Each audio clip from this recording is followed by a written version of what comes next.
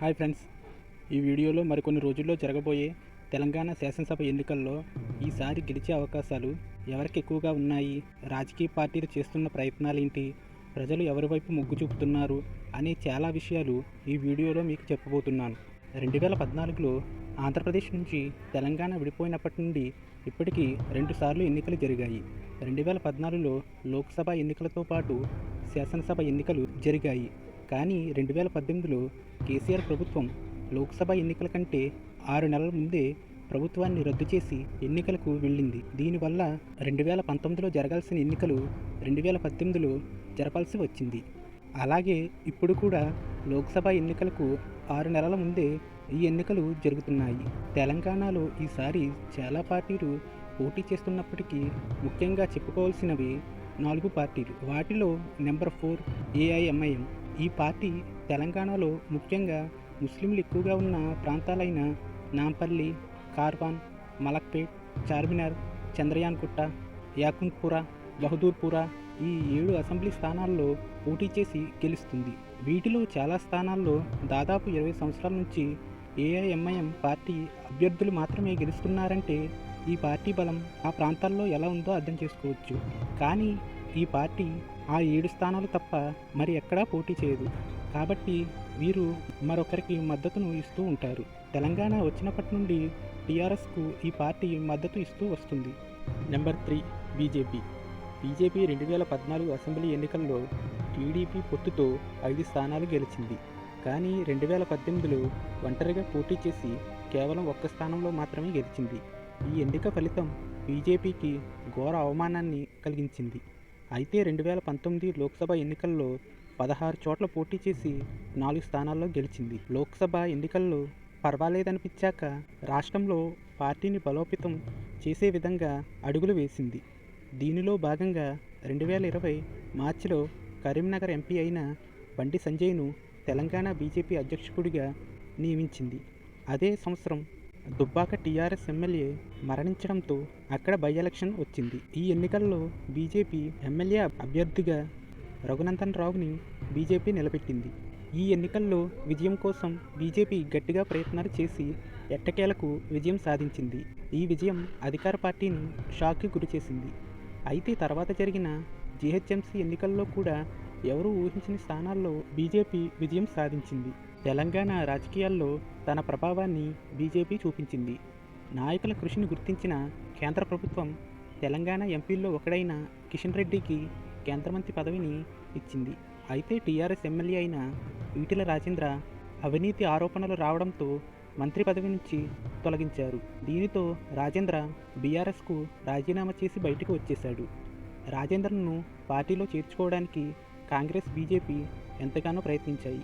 అయితే ఫైనల్గా రాజేంద్ర బీజేపీలో చేరి ఎమ్మెల్యే పదవికి రాజీనామా చేసి ఉప ఎన్నికల్లో బీజేపీ తరపున పోటీ చేసి గెలిచాడు. దీంతో బీజేపీ ఎమ్మెల్యేల సంఖ్య 3కు పెరిగింది. తర్వాత బీజేపీ రాష్ట్ర అధ్యక్షుడైన బండి సంజయ్ ప్రజా సంగ్రామ యాత్ర పేరుతో పాదయాత్ర చేపట్టాడు. అయితే ఈ పాదయాత్రకు ప్రజల నుంచి మంచి స్పందన వచ్చింది. ఇలా వరుస విజయాలతో జోష్ మీద ఉన్న బీజేపీకి మునుగోడు ఎన్నిక నిరాశను మిగిల్చింది. కాంగ్రెస్ నుంచి బీజేపీలోకి వచ్చిన కోమటిరెడ్డి రాజగోపాలరెడ్డి ఉప ఎన్నికలో అధికార పార్టీ చేతిలో ఓటమి పాలయ్యాడు. అంతేకాక తెలంగాణలో బీజేపీ గుర్తింపు కోసం పనిచేస్తున్న బండి సంజయ్ను 2023లో రాష్ట్ర అధ్యక్షుడి స్థాయి నుంచి తొలగించి కిషన్ రెడ్డికి ఆ బాధ్యతను ఇచ్చింది. దీంతో ప్రజల్లో బీజేపీ కొంచెం వెనకపడింది. అయినప్పటికీ పార్టీలో ఉన్న రఘునందన్ రావు, ఈటెల రాజేంద్ర, విజయశాంతి, ధర్మపురి అరవింద్ వంటి గుర్తింపు పొందిన నాయకులు పార్టీని గెలిపించడానికి కసరత్తులు చేస్తున్నారు. అయితే ఈసారి ఎన్నికల్లో బీజేపీకి 10 నుండి 15 సీట్లు మాత్రమే వస్తాయని విశ్లేషకులు చెప్తున్నారు. ఒకవేళ సీట్లు పెరిగినా ప్రభుత్వం ఏర్పాటు చేసేంత మెజారిటీ రాదని రాజకీయ పండితులు చెబుతున్నారు. ఇక నెంబర్ 2 కాంగ్రెస్. ప్రస్తుతం కాంగ్రెస్ ప్రధాన ప్రతిపక్ష స్థానంలో ఉంది. ముందు నుండే కాంగ్రెస్ పార్టీ తెలంగాణను ఇచ్చిన పార్టీగా ప్రజల్లోకి వెళ్ళింది. 2014లో మొట్టమొదటిసారిగా జరిగిన ఎన్నికల్లో కాంగ్రెస్ 21 స్థానాల్లో మాత్రమే గెలిచింది. అయితే దీనిలో చాలామంది ఎమ్మెల్యేలను టీఆర్ఎస్ లాగేసుకుంది. దీనితో కాంగ్రెస్ బలం 13కు పడిపోయింది. అయితే 2017లో టీడీపీ ఎమ్మెల్యేగా ఉన్న రేవంత్ రెడ్డి కాంగ్రెస్లోకి చేరాడు. దీంతో పార్టీ పెద్దలు రేవంత్ను పార్టీ వర్కింగ్ ప్రెసిడెంట్గా నియమించారు. రేవంత్ రెడ్డి రాకతో కాంగ్రెస్కు ఎంతగానో బలం చేకూరింది. రెండవ ఎన్నికైన 2018 ఎలక్షన్లో కాంగ్రెస్ 19 స్థానాల్లో మాత్రమే గెలిచి మళ్ళీ ప్రతిపక్షంలోనే నిలిచింది. ఈ ఎన్నిక కాంగ్రెస్కు ఎదురుదెబ్బనే చెప్పుకోవాలి. దీనిలో చాలామంది సీనియర్ నాయకులు ఓటమి పాలయ్యారు. అదే కాక గెలిచిన వారిలో 12 మందిని అధికార టీఆర్ఎస్ పార్టీ లాగేసుకుంది. కాంగ్రెస్ సభాపక్షాన్ని టీఆర్ఎస్లో కలపడంతో కాంగ్రెస్ ప్రతిపక్ష హోదా కోల్పోయింది. అయితే 2019లో జరిగిన లోక్సభ ఎన్నికల్లో 3 చోట్ల విజయం సాధించింది. ఉత్తమ్ కుమార్ రెడ్డి, రేవంత్ రెడ్డి, కోమటిరెడ్డి రాజగోపాల్ రెడ్డి కాంగ్రెస్ తరఫున ఎంపీలుగా గెలిచారు. అయితే ఇందులో అప్పటికే ఎమ్మెల్యేగా ఉన్న ఉత్తమ్ కుమార్ రెడ్డి ఎంపీగా కూడా గెలవడంతో ఎమ్మెల్యే పదవికి రాజీనామా చేసి ఆ స్థానంలో తన భార్యను నిలబెట్టాడు. కానీ ఆమె టీఆర్ఎస్ అభ్యర్థి చేతిలో ఓడిపోయింది. తర్వాత జరిగిన నాగార్జునసాగర్ ఉప ఎన్నికల్లో కూడా కాంగ్రెస్ ఓటమిని చవిచూసింది. జరిగిన ఓటములకు బాధ్యత వహిస్తూ టీపీసీసీ చీఫ్ ఉత్తమ్ కుమార్ రెడ్డి రాజీనామా చేశాడు. దీనితో ఆ స్థానం కోసం కాంగ్రెస్ పార్టీ పెద్దలు బాగా ఆలోచించి రేవంత్ రెడ్డి అయితే ఆ స్థానానికి సరిపోతాడని భావించి రేవంత్ రెడ్డిని టీపీసీసీ అధ్యక్షుడిగా నియమించింది. అయితే ఈ నియామకం కాంగ్రెస్లోని చాలామంది సీనియర్ నాయకులకు నచ్చలేదు. దీనితో పార్టీలో అంతర్కలహాలు చెలరేగాయి. రేవంత్కు ప్రతికూలంగా చాలామంది నాయకులు బహిరంగంగానే ఈ విషయాన్ని మీడియాకు చేశారు. ఏదేమైనప్పటికీ అధ్యక్షుడైన తర్వాత రేవంత్ రెడ్డి పార్టీ స్వరూపాన్నే మార్చేశాడు. తన వాక్చాతుర్యంతో అధికార పార్టీపై విరుచుకుపడ్డాడు. టీఆర్ఎస్ చేసిన తప్పులను, పథకాల్లో జరుగుతున్న దోపిడీలను, లోటుపాట్లను ఆధారాలతో సహా నిరూపించసాగాడు. ఇలా అట్టడుగున ఉన్న కాంగ్రెస్ను రేవంత్ రెడ్డి ప్రజల మధ్యలోకి తీసుకువెళ్ళి పార్టీపై నమ్మకాన్ని కలిగించాడు. ప్రజలు టీఆర్ఎస్కు ప్రత్యామ్నాయంగా కాంగ్రెస్ను చూసేలా రేవంత్ చేశాడు. ఇప్పటికే 50 స్థానాల్లో సీట్లను కేటాయించిన కాంగ్రెస్ 6 గ్యారంటీలు అనే స్కీమ్తో ప్రజల్లోకి వెళ్లనుంది.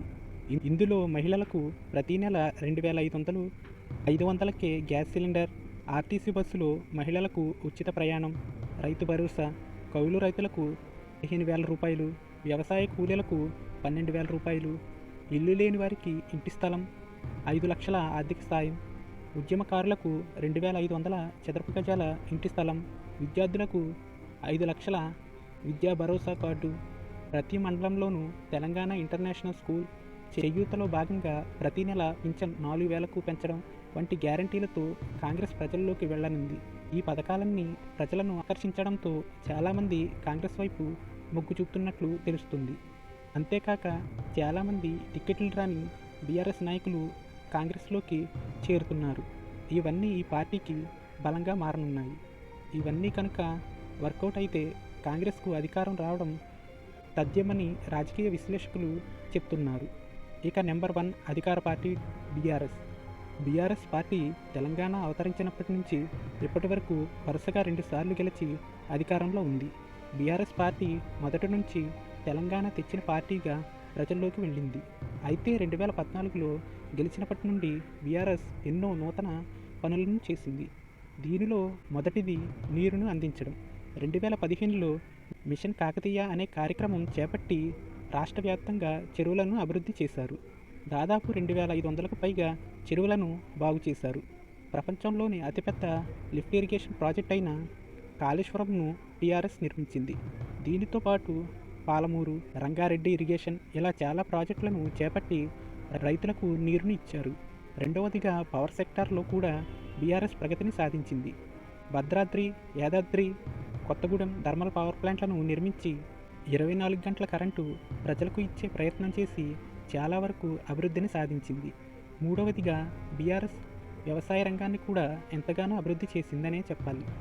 రైతులకు నీరు, కరెంటు అందించడంతో రైతుల బాధ కొంతవరకు తగ్గాయి. ఇలా రైతు బంధు, ఆరోగ్య రక్ష, మిషన్ భగీరథ పేరుతో ఇంటింటికి త్రాగునీరు, కొత్త జిల్లాల ఏర్పాటు, రైతు వేదిక, యాదవులకు గొర్రెలు ఇవ్వడం, వాహనాల పంపిణీ, బీసీ బంధు, రోడ్లు, వంతెనలను నిర్మించడం ఇలా చాలా రకాల పథకాలను బీఆర్ఎస్ అమలు చేస్తుంది. ఇవన్నీ బీఆర్ఎస్కు వచ్చే ఎన్నికల్లో ప్లస్లుగా మారనున్నాయి. అయితే బీఆర్ఎస్ మైనస్ల విషయానికి వస్తే చాలానే ఉన్నాయి. ముఖ్యంగా పార్టీ ఎన్నికల్లో గెలిస్తే దళితుడిని ముఖ్యమంత్రిని చేస్తానని చెప్పిన కేసీఆర్ మాట తప్పాడు. దళితుడికి భూమి ఇస్తానని ఇవ్వలేదు. అంతేకాక కేసీఆర్ అమలు చేసే పథకాల్లో చాలా లోటుపాట్లు ఉన్నాయి. దళిత బంధు, బీసీ బంధు ఓన్లీ ఎమ్మెల్యేలకు నచ్చిన వారికే ఇస్తున్నారని చాలామంది అభిప్రాయం. ప్రభుత్వం ఎంతో ప్రతిష్టాత్మకంగా నిర్మించిన కాళేశ్వరం ప్రాజెక్టులో భాగమైన మేడిగడ్డ బ్యారేజ్ పిల్లర్లు పగుళ్ళు రావడంతో ప్రాజెక్టును అధిక డబ్బుతో నాణ్యత లేకుండా కట్టారని, కమిషన్ల మీద ఉన్న దృష్టి కట్టడం యొక్క నాణ్యత మీద లేదని ప్రతిపక్షాలు ఆరోపిస్తున్నాయి. దేశంలోనే తెలంగాణ ధనిక రాష్ట్రం అని చెప్పే కేసీఆర్ కోకాపేట ల్యాండ్లను ఎందుకు అమ్మకం పెట్టవలసి వచ్చిందని ప్రతిపక్షాలు ప్రశ్నిస్తున్నాయి. 2019 మేలో ఇంటర్ పరీక్షా పత్రాలు సరిగ్గా వాల్యుయేషన్ చేయకపోవడంతో 22 మంది ఆత్మహత్య చేసుకున్నారు. వాల్యుయేషన్ చేసే సంస్థ గ్లోబరీనా కేటీఆర్ స్నేహితుడిది కావడంతో ప్రతిపక్షాలు కేటీఆర్ను తీవ్రంగా విమర్శించాయి. ఇదే కాక పేపర్ లీకేజీలు ఎక్కువ కావడం, జాబ్ నోటిఫికేషన్లు ఇవ్వకపోవడంతో యువకులు ప్రభుత్వానికి వ్యతిరేకంగా ఉన్నారు. ఇది ఇలా ఉంటే కేసీఆర్ కూతురైన కవిత ఢిల్లీ లిక్కర్ స్కామ్లో ఆధారాలతో దొరకడంతో ఆమె అరెస్ట్ అవుతుందని చాలామంది భావించారు. కానీ కాలేదు. దీనిలో కూడా ప్రతిపక్షాల నుంచి విమర్శలను కేసీఆర్ ఫ్యామిలీ ఎదుర్కొన్నది. చాలామంది కేసీఆర్ పాలనను దొరల పాలనగా అభివర్ణిస్తారు. కీలకమైన మంత్రి పదవులను తమ కుటుంబ సభ్యులకు ఇవ్వడం వల్ల ప్రతిపక్షాల నుండి విమర్శలను ఎదుర్కొంటున్నారు. ఇక రైతు బంధు విషయానికి వస్తే ఇందులో మెయిన్ మైనస్ ఏమిటంటే నిజంగా రైతులకు కాకుండా భూమి ఉన్న ప్రతి వారికి రైతు బంధు ఇవ్వడం వల్ల రైతులు కానివారు కూడా రైతు బంధు తీసుకుంటున్నారు. రైతులకు ఉచితంగా ఎరువులు ఇస్తామని ఇవ్వలేదు. ఇలా చాలా కారణాలు బీఆర్ఎస్ను ఇంకోసారి ఎన్నికల్లో విజయానికి దూరం చేసేలా చేస్తున్నాయి. అంతేకాక కాంగ్రెస్ ప్రకటించిన 6 గ్యారంటీలు అమలు చేయలేనివని చెప్పిన కేసీఆర్ తన మేనిఫెస్టోలో దానికి మించి ఇచ్చేందుకు ముందుకు వచ్చారు. మేనిఫెస్టో ప్రకారం ఆసరా పెన్షన్ 5,016 రూపాయలకు పెంపు, 5 లక్షల బీమా, రైతు బంధు సాయం 16,000కు పెంపు, 400కే గ్యాస్ సిలిండర్ వంటి హామీలు ఇందులో ఉన్నాయి. కాంగ్రెస్ పార్టీ ప్రకటించిన 6 గ్యారంటీలు అమలు చేయడం అసాధ్యమని చెప్పిన కేసీఆర్ వాటికంటే ఎక్కువ రాయితీలు ఇచ్చేలా మేనిఫెస్టో రిలీజ్ చేయడంతో ప్రతిపక్షాలు విమర్శిస్తున్నాయి. ఏదేమైనప్పటికీ బీఆర్ఎస్ కాంగ్రెస్ మధ్యలోనే అసలైన పోటీ ఉండబోతుందని తెలంగాణలోని చాలామంది రాజకీయ నాయకులు, రాజకీయ పండితులు, ప్రజలు భావిస్తున్నారు. ఎవరు గెలుస్తారో తెలియాలంటే డిసెంబర్ నెలలో ఫలితాలు వచ్చేంతవరకు ఆగాల్సిందే. ఈ వీడియో చూసే ప్రతి వారికి విజ్ఞప్తి: ప్రతి రాజకీయ నాయకుడికి 5 సంవత్సరాలు పవర్ ఉంటుంది. కానీ ఓటు వేసేవారికి ఒక్కరోజే పవర్ ఉంటుంది. ఆ ఒక్కరోజు మీరు ఉపయోగించే ఓటు అనేది డిసైడ్ చేస్తుంది మీ రాబోయే 5 సంవత్సరాల భవిష్యత్తును. ఎక్కువ డబ్బులు ఇచ్చారని వాళ్ళకే ఓటు వేయడం కంటే మరో మూర్ఖత్వం ఇంకోటి లేదు. ఎవరు డబ్బు ఇచ్చినా ఇవ్వకున్నా మీకు ఉపయోగపడతాడన్న అభ్యర్థికి మాత్రమే ఓటు వేయాలి. అధికారంలో ఎవరు ఉన్నా ఎమ్మెల్యే లేదా ఎంపీ మంచివాడు కాకపోతే మీరు ఆశించిన అభివృద్ధి జరగదు, మీ సమస్యలు తీరవు. కాబట్టి పైనుంచి వచ్చిన డబ్బును మన సమస్యలకు ఖర్చు చేసేవాడిని ఎన్నుకోండి, తినేసేవాడిని కాదు. నీ ఒక్కడితో ఎలాంటి మార్పు రాకపోవచ్చు, కానీ నీలా అందరూ అనుకున్నప్పుడు ఖచ్చితంగా మార్పు వస్తుంది. దానికి ముందుకి మొదలు నువ్వే కావాలని కోరుకుంటూ సెలవు తీసుకుంటాను. మీకు ఈ వీడియో నచ్చినట్లయితే మీ ఫ్రెండ్స్ అండ్ మీ ఫ్యామిలీకి షేర్ చేయండి. ఇలాంటి వీడియోస్ ఇంకా చూడడానికి మన ఛానల్ని సబ్స్క్రైబ్ చేసుకోండి. జై హింద్. ఓకే ఫ్రెండ్స్, మీకు ఈ వీడియో నచ్చినట్లయితే సబ్స్క్రైబ్ చేసి సపోర్ట్ చేస్తారని కోరుకుంటూ జై హింద్.